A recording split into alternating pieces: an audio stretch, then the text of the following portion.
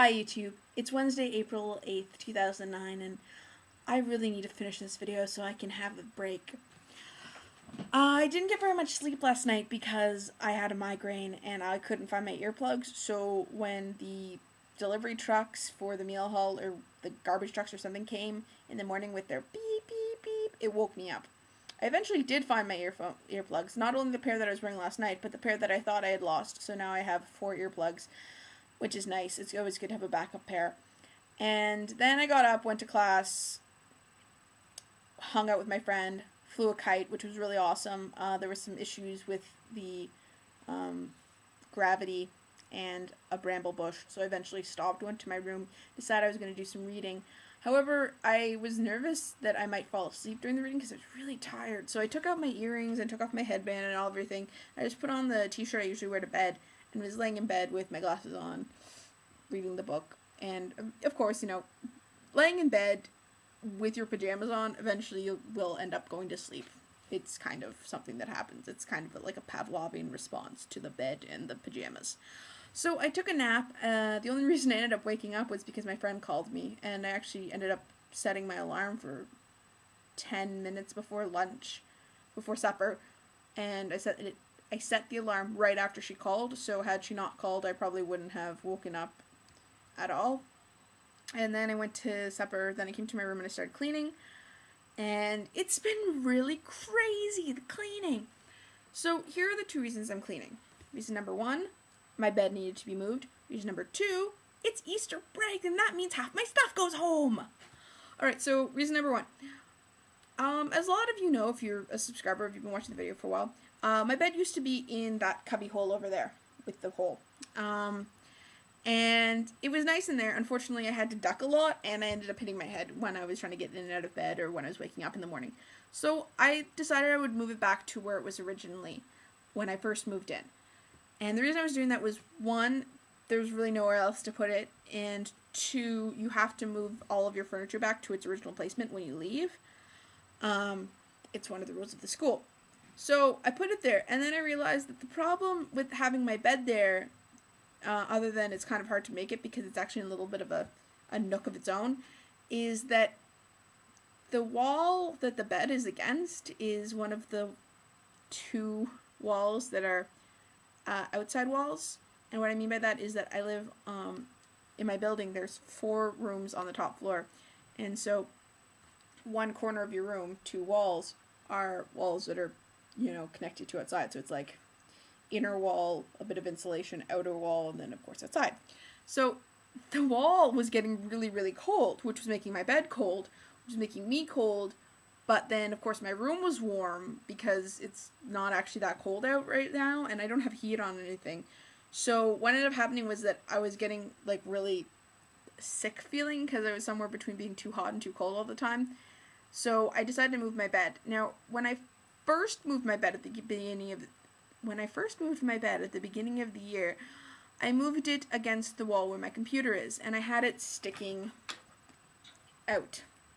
So pretend my face is the wall. So I had it sticking out, and it was taking up a lot of floor space. So yeah, and I had to walk around it, and it was really bad.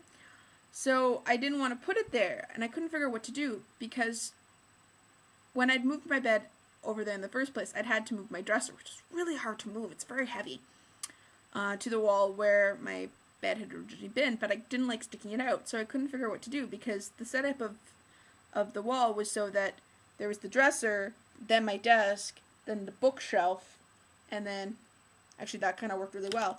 The door had like that much space between it when it was open and the bookshelf. There was very little actual space between the edge of the bookshelf and the door when it was open.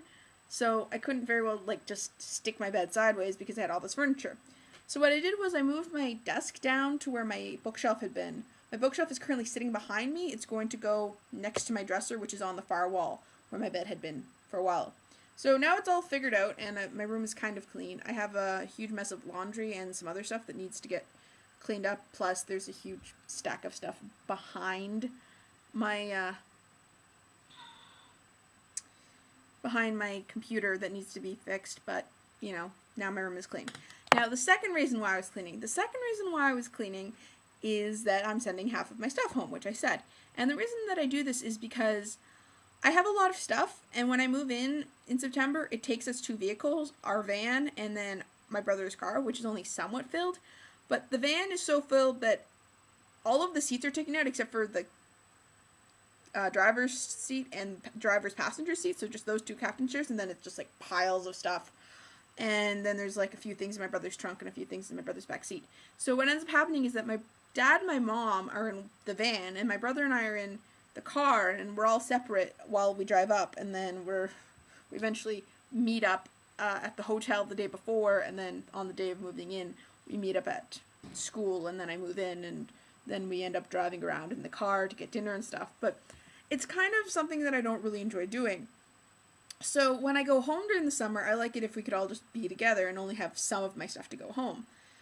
So that's what we do, because I don't need all of my stuff all of the time. In September, when I first come up, I need all of my sweaters and all of my dress clothes, because I could have something that I need to have dress clothes for, and I could have something, and it could get cold, I might need a sweater. But when it gets to be about April, I'm not really that concerned about having a sweater. I usually keep like 2 or 3 in my closet just to be on the safe side, but I don't really keep all of them. And I send home a lot of clothes because I don't need all of my clothes. I'm only here for another 3 weeks, so I don't need all of my clothes. I have a lot of clothes. And then I don't need all of my novels that I brought in the first place that I was going to read, because obviously I don't have time to read them now, and even if I did, I only need 1 or 2. So send all those home. And just the beginning of the year when I move in is more like stuff that I might need, and then at the end of the year, all that's left is stuff I do need or stuff that I might enjoy. For example, my DS is staying in my room. I don't need it, but it's good for entertainment purposes.